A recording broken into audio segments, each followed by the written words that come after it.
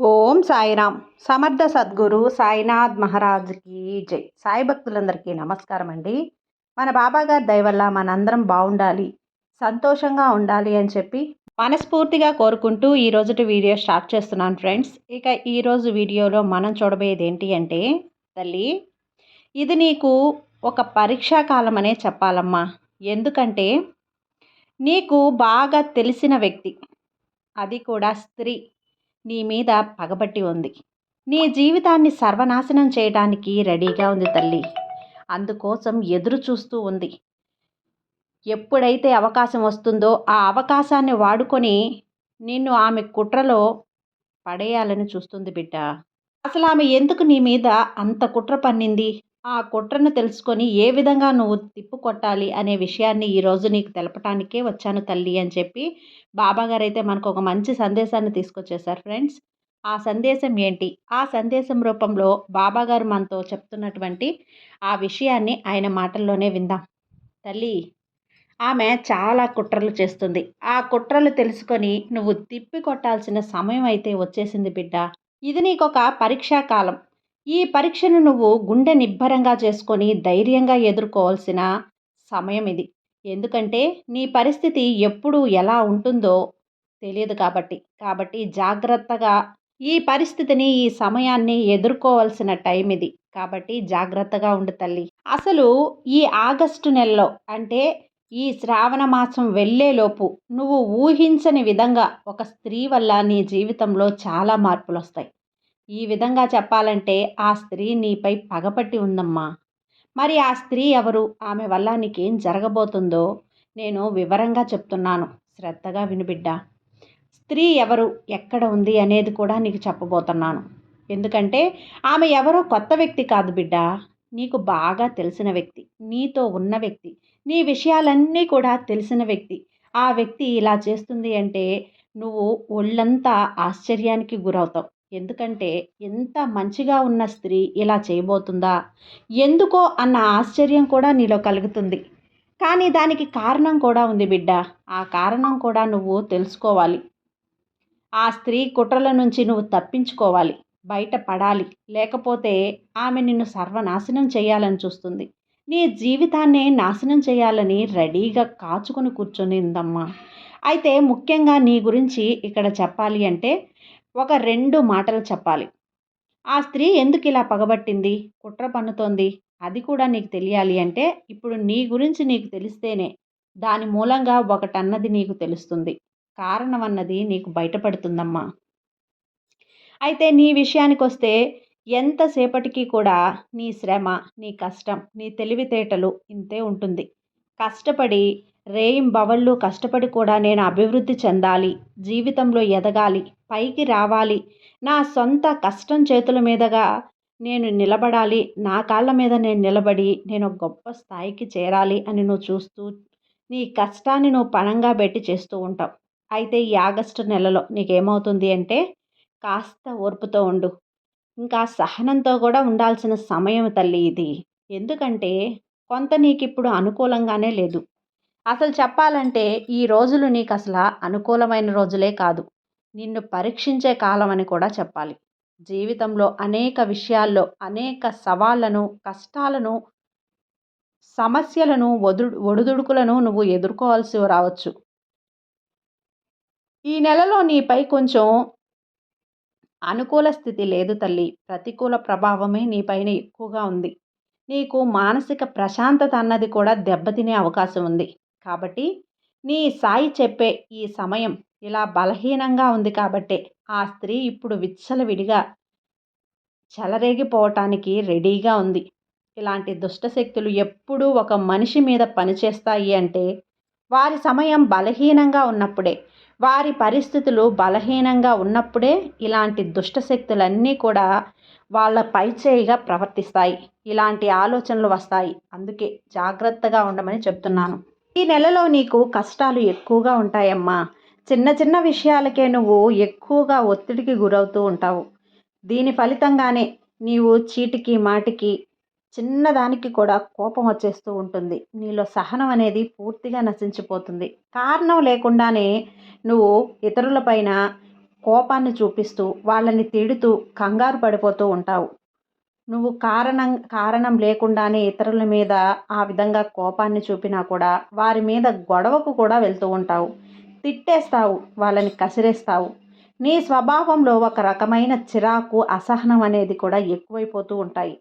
ఇప్పటికే నీ జీవితంలో ఇవన్నీ కూడా జరుగుతూ ఉన్నాయి.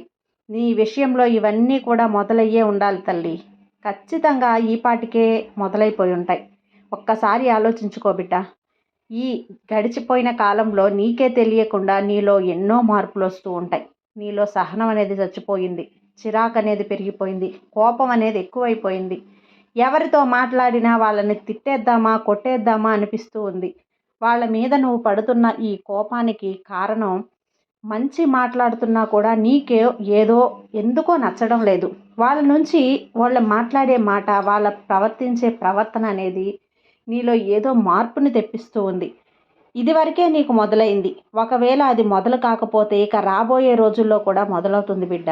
నీ కుటుంబ సభ్యులతో, స్నేహితులతో, బంధువులతో, నువ్వు పనిచేసే చోట నీ కొలీగ్స్, అలాగే నీ స్నేహితులు, ఉద్యోగస్తులతో ఇతర సంబంధాలన్నీ కూడా నీకు దెబ్బతింటుంది. వాళ్ళందరితో కూడా నీకు చిన్న చిన్న కమ్యూనికేషన్ గ్యాప్ అనేది వచ్చేస్తుంది తల్లి. ఈ ప్రవర్తన ఈ సమయంలో ఇది నువ్వు గుర్తు తెచ్చుకోవాల్సిన విషయం. అతి ముఖ్యమైన విషయం ఏంటో తెలుసా? నిన్ను నువ్వు అదుపులో ఉంచుకోవడానికి ప్రయత్నించు. నీ భావాలను అదుపులో ఉంచడానికి ప్రయత్నించు. నీ నోటిని అదుపులో ఉంచుకో. నీ మనసుని అదుపులో ఉంచుకో.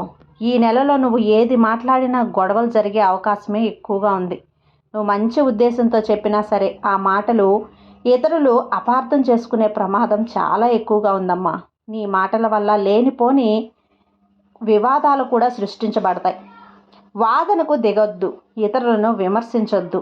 ఇలాంటివి పూర్తిగా మానేసి బిడ్డ. ఇలాంటి వాటికి దూరంగా ఉండు. మౌనంగా ఉంటేనే నీకు శ్రీరామ రక్ష. అవసరమైన చర్చల్లో తలదూర్చకు. అది చివరికి నీకు తీవ్రమైన నష్టాన్నే కలిగిస్తుంది. ఇక్కడ నీకు అవసరం ఉందా, నువ్వు మాట్లాడు. అవసరం లేదా, అస్సలు మాట్లాడొద్దు. లేదంటే మౌనంగా ఉండు. ఎందుకంటే నువ్వు మంచి చేయబోయినా కూడా అది ఇతరులకి చెడుగా ఎదురవుతుంది. అనవసరంగా నిందలు వస్తాయి, గొడవలు వస్తాయి, బంధాలు దెబ్బతినే అవకాశం చాలా ఎక్కువగా ఉంది తల్లి. స్నేహాలు దూరమయ్యే అవకాశం ఎక్కువగా కనిపిస్తుంది. కాబట్టి అన్ని విషయాల్లో జాగ్రత్తగా ఆచితూచి అడుగు వేయాల్సిన పరిస్థితి ఇది. దీనివల్ల ఏమవుతుందో తెలుసా? కొన్ని అవమానకరమైన సంఘటనలు జరుగుతాయి. నలుగురిలో నువ్వు తలగించుకోవాల్సిన పరిస్థితి వస్తుంది. నీ గౌరవ ప్రతిష్టలకు భంగం కలుగుతుంది. కాబట్టి నీ రాబోయే రోజుల్లో ఈ శ్రావణ మాసం ఏదైతే ఉందో, ఆగస్టు మాసం ఏదైతే ఉందో వీలైనంత వరకు తక్కువగా మాట్లాడు. ఈ నెల పూర్తిగా గడిచేంత వరకు నువ్వు నీ ఒళ్ళంతా కూడా కళ్ళు చేసుకొని జాగ్రత్తగా చూస్తూ ఉండు. వివాదాలకు దూరంగా ఉండు. అలాగే నువ్వు చేసే పని ఆర్థికంగా కూడా నీకు సాధారణంగా అయితే ఉంటుంది. ఆర్థికంగా నువ్వు ఏ విధంగా కూడా లాభం పొందలేవు. నష్టానికి దరిదాపుల్లో ఉంటావు. కాబట్టి ఆచితూచి ఖర్చు పెట్టు. అయితే ఉద్యోగంలో మార్పులు వస్తాయి. పనిచేసే చోట మార్పు అనేది వస్తుంది. నీ కొంత కూడా సానుకూలంగా ఉండొచ్చు. అంటే అది కొంచెం తక్కువగానే ఉంటుంది. అనుకూలత తక్కువగా ఉంటుంది, ప్రతికూలత ఎక్కువగా ఉంటుంది. నీకు ఇష్టం లేని ప్రదేశాలకు వదిలి వెళ్ళటం ఇలాంటివన్నీ కూడా జరుగుతూ ఉంటాయి తల్లి. నీకు పని భారం ఎక్కువైపోతుంది. ఇవన్నీ జరుగుతాయి. లాభాలు పెద్దగా ఉండవు. నువ్వు ఎంత కష్టపడి పని చేసినా సరే దానికి గుర్తింపు అనేదే రాదు. ఆర్థికంగా నువ్వు ఎదగలేవమ్మా. డబ్బుపరమైన లాభాలు కానీ అంతంత మాత్రంగానే ఉంటాయి. మాట పట్టింపులు కూడా పెరిగే అవకాశం ఉంది. మాట ఎదిరించి మాట్లాడుకునే అది గొడవకు దిగే అవకాశం చాలా ఎక్కువగా ఉంది తల్లి. డబ్బు నష్టం కావాల్సి ఉంటుంది. ఆస్తి నష్టం కూడా అవుతుంది. ఆరోగ్య నష్టం కూడా వస్తుంది. ప్రతి ఒక్కటి కూడా ఇలాంటి సమయాల్లోనే జరుగుతాయమ్మా. కాబట్టి జాగ్రత్త. ఒక్కసారి కుదిరితే నీ సాయిబాబా మందిరానికి వెళ్ళు. 5 నిమిషాలు సాయి ముందు కూర్చొని ధ్యానం చేసుకో. విభూదిని తెచ్చుకో. ప్రతిరోజు కూడా నుదుటిన ధరించడానికి ప్రయత్నించు. నీలో ఉన్న సహనం, కోపం, ఆవేశం అన్నీ కరిగిపోయి ఒక ప్రశాంతత స్థితికి వస్తావు. ఒక ప్రశాంతమైన మనిషిగా ఉంటావు. నీలో ఉన్న కోపాలు, చిరాకులు ఇవన్నీ కూడా తొలగిపోతాయమ్మా. నీ చేజేతులారా నువ్వు కొని తెచ్చుకోకుండా ఉంటావు ఏ సమస్యని కూడా. వీలైనంత వరకు దైవ నామస్మరణలో ఉండు. సాయి నామస్మరణలో ఉండు. ఇంట్లో ప్రతిరోజు కూడా దీపం వెలిగించి నైవేద్యం పెట్టుకో. దైవారాధన చేసుకో. అంతా కూడా చక్కగా ఉంటుంది బిడ్డ. భయపడాల్సిన పని అస్సలు లేదు. నీ సాయి ఆశీస్సులు ఎప్పుడూ నీపై ఉంటాయి కదా బిడ్డా. ఆ స్త్రీ ఎవరో చెప్తాను అన్నాను కదా, జాగ్రత్తగా వినమ్మా. నా బిడ్డలు ఎవరైతే సరే, స్త్రీలు కావచ్చు, పురుషులు కావచ్చు, ఎవరైనా కూడా అత్యంత జాగ్రత్తగా ఉండవలసిన అవసరమైతే ఉంది బిడ్డ. ఈ సమయం చాలా కష్టమైన, క్లిష్టమైన పరిస్థితి సమయం. అలాగే స్త్రీలకు దూరంగా ఉండాల్సిన సమయం కూడా ఇప్పుడుంది. చెప్తాను వినండి.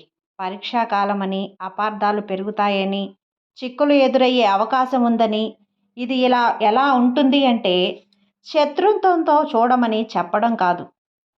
ఇది కేవలం అప్రమత్తంగా ఉండు అని నీకు సూచన మాత్రమే ఇస్తున్నాను. నీ సాయి ఏ కారణం చేతైనా సరే నింద రూపాల్లో ఎదుర్కోవాల్సి రావచ్చు.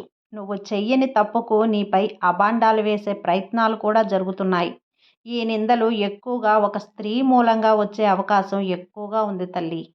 నువ్వు పనిచేసే చోట కావచ్చు, ఉద్యోగం చేసే చోట కావచ్చు, నీ పక్క ఉద్యోగి కావచ్చు, నీ బంధువుల్లో కావచ్చు, నీ స్నేహితుల్లో కావచ్చు, నీ ఇంట్లో నీ కుటుంబ సభ్యులు కూడా కావచ్చు, పరిచయం లేని వ్యక్తి కావచ్చు, ఇరుగు పొరుగు వాళ్ళు కావచ్చు. తన మాటల వల్ల నువ్వు చాలా మానసికమైన తీవ్రమైన వేదనకు గురి కాబోతున్నావు బిడ్డ. ఇక పెళ్ళైన మగవారు ఎవరున్నారో పరాయి స్త్రీల పట్ల జాగ్రత్తగా ఉండాల్సిన అవసరం ఎంతైనా ఉంది. ఎందుకు ఈ మాట చెప్తున్నాను అంటే నీ జీవిత భాగస్వామికి నీకు మధ్య గొడవలు వచ్చేసే అవకాశం ఉంది. బయట స్త్రీని కౌగిలించుకోవటం కారణం చేత కూడా కావచ్చు, వారి నుంచి వచ్చిన పుకార్ల కారణం చేత కూడా కావచ్చు. నీ దాంపత్య జీవితంలో తీవ్రమైన అశాంతి నెలకొనబోతుంది. నీ భార్య నిన్ను అవమానించే స్థితికి రావచ్చు. నీ భర్త నిన్ను అవమానించే స్థితి రావచ్చు. ఇది నీ ఇంట్లో పెద్ద పెద్ద గొడవలకు కూడా దారితీసే అవకాశం ఉంది బిడ్డ. అలాగే పరాయి వాళ్ళతో మాట్లాడేటప్పుడు జాగ్రత్తగా ఉండండి. ముఖ్యంగా మగవారైతే స్త్రీలతో మాట్లాడేటప్పుడు నీ హద్దుల్లో నువ్వు ఉండాలి. అతి చనువు ఇవ్వకు, అబద్ధాలకు తావు చేయకు. ఎందుకంటే అబద్ధాలు, అతి చనువు అన్నది జీవితాన్ని అల్లకల్లోలం కూడా చేసేస్తుంది తల్లి. ఈ విషయాన్ని నువ్వు గుర్తుంచుకోవాలి. నీ హద్దుల్లో నువ్వు ఉండటం చాలా ముఖ్యమమ్మా. అనవసరమైన చనువు ఇవ్వకు. ఇది కేవలం హెచ్చరిక మాత్రమే. నీ సాయి నిన్ను హెచ్చరిస్తున్నాడు. స్త్రీల కారణంగా ఇతర స్త్రీలతో, ఉదాహరణకు ఇంట్లో అత్తవారితో కావచ్చు, తోడి కోడళ్లతో కావచ్చు, ఆఫీసులో తోటి ఉద్యోగినితో కావచ్చు, జాగ్రత్తగా మెలగాలి. మీ మధ్య చిన్న చిన్న విషయాలకే మనస్పర్ధలు వచ్చి అతి పెద్దగా శత్రుత్వానికి దారితీసే ప్రమాదం ఉంది. ఒకరిపై ఒకరు చాడీలు చెప్పుకోవటం, విమర్శించుకోవటం, ఇలాంటివన్నీ కూడా జరుగుతాయి బిడ్డ. అందుకే ఈ విషయాన్ని గుర్తుంచుకో. స్త్రీలతో శత్రుత్వం అంత మంచిది కాదు తల్లి. ఆడవాళ్లతో శత్రుత్వం అస్సలు మంచిది కాదు. పెంచుకోవటం అంతకంటే మంచిది కాదు. నష్టపోతావు బిడ్డ. నీ ప్రశాంతతను నువ్వు కోల్పోతావు. నీ గౌరవానికి భంగం వాటిల్లుతుంది. కాబట్టి ఎట్టి పరిస్థితుల్లో కూడా ఏ స్త్రీలో కూడా నువ్వు అమర్యాదగా నడుచుకోకు. వారిని గౌరవించు. వారిని దూరంగా పాటించడం నేర్చుకో. ఎంతవరకు ఉండాలో అంతవరకే ఉండు. అనవసరమైన విషయాలు చర్చించుకోకు. ఈ ఒక్క విషయాన్ని పాటిస్తే నువ్వు ఈ నెలలో పెద్ద గండం నుంచి బయటపడగలుగుతావు. ఇలా ఎందుకు చెప్తున్నాను అంటే గతంలో నువ్వు ఎప్పుడో సరదాగా అన్న మాటో, లేకపోతే కోపంతో అన్న మాటో, మనసులో ఎలాంటి కక్ష లేదు, కార్పణ్యము లేదు, నీకు ఏదో కోపంలో చిరాకులు అనేసిన మాట, లేదా సరదాగా అనేసిన మాట, ఒక్క మాటనే పట్టుకొని వాళ్ళంటుంటే నీ మీద కక్షగట్టారు తల్లి, పగబట్టారు. నన్ను నలుగురిలో ఇలా మాట్లాడి నవ్వుల పాలు చేశారు. నేను ఒక్కదాన్నే ఉన్నప్పుడు ఇలా మాట్లాడితే కూడా నేను అది తీసుకోగలిగేదాన్నేమో. కానీ నలుగురు ముందు నన్ను ఆ రోజు అందరూ అవమానించేలా చేశావు. అందరిలో నవ్వుల పాలు చేశావు. నేను ఎలాగైనా వారి పతనం చూడాలి. అవకాశం చూసి, అదును చూసి వారిని నాశనం చేయాలి. ఏదో ఒక విధంగా, అది డబ్బు కావచ్చు, మీ పేరు కావచ్చు, ప్రతిష్ట కావచ్చు, సమాజంలో వారి పేరు చెడగొట్టడం కావచ్చు, ఏదో ఒకటి, ఏ విధంగానైనా సరే వాళ్ళకైతే చెడ్డ పేరు తీసుకురావాలి. వాళ్ళని ఎలాగైనా నాశనం చేయాలి. వాళ్ళ జీవితంలో వాళ్లకు మంచి అన్నది లేకుండా చేయాలి అని పగబట్టి, కక్షగట్టి నీ పతనానికి వాళ్ళు కాచుకొని కూర్చున్నారు. నిన్ను సర్వనాశనం చేయడానికి రెడీగా ఉన్నారు. అలాంటి స్త్రీ నీ జీవితంలో ఎవరున్నారో, ఎవరిని నువ్వు సరదాగానో పొరపాటుగానో ఏదో ఒక మాట అన్నప్పుడు ఆ క్షణానికి అనేసిన ఆ తర్వాత నీ మనసు నిన్ను హెచ్చరిస్తూ ఉంటుంది. నీ మనసు నీకు బుద్ధి చెప్పి ఉంటుంది.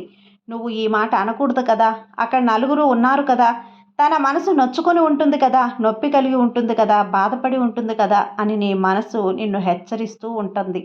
అలాంటి స్త్రీ ఎవరో తెలుసుకొని వెంటనే వెళ్ళి ఆమెకు క్షమాపణ చెప్పు. ఆ రోజు నేను ఎలా మాట్లాడానో అది నా తప్పే, మనసులో పెట్టుకోకు, కావాలని చెయ్యలేదు, ఏదో సరదాగా అన్నాను, కోపంలో చిరాకులో అనేశాను, అంతకు మించి ఏమీ లేదు అని ఒక్క క్షమాపణ చెప్పు బిడ్డ.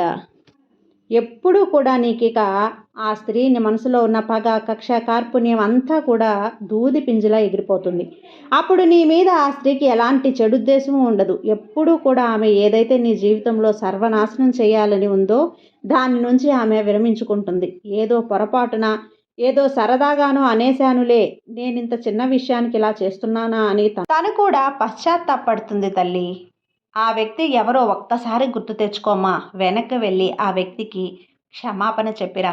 ఇంతటితో నీ మీద ఉన్న ఆ పగ, ఆ కక్ష అన్నీ కూడా విరమించుకొని, చిన్న మాటకే నేను ఇంత అనర్థం చేయబోయానా, వాళ్ళ జీవితాన్ని సర్వనాశనం చేయబోయానా అనే ఒక చిన్న మాటే కదా అని ఆలోచించుకొని నీ మీద పగ పెంచుకోవాల్సిన అవసరం లేకుండా నిన్ను క్షమించే ఒక గుణాన్ని అలవర్చుకుంటుంది.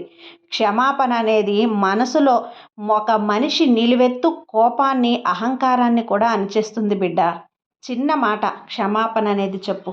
నీ జీవితంలో ఇక ఎలాంటి కూడా ఏ స్త్రీ వల్ల కూడా నీకు ఎలాంటి తప్పిదము కానీ, ఎలాంటి ప్రమాదం కానీ ఉండదు.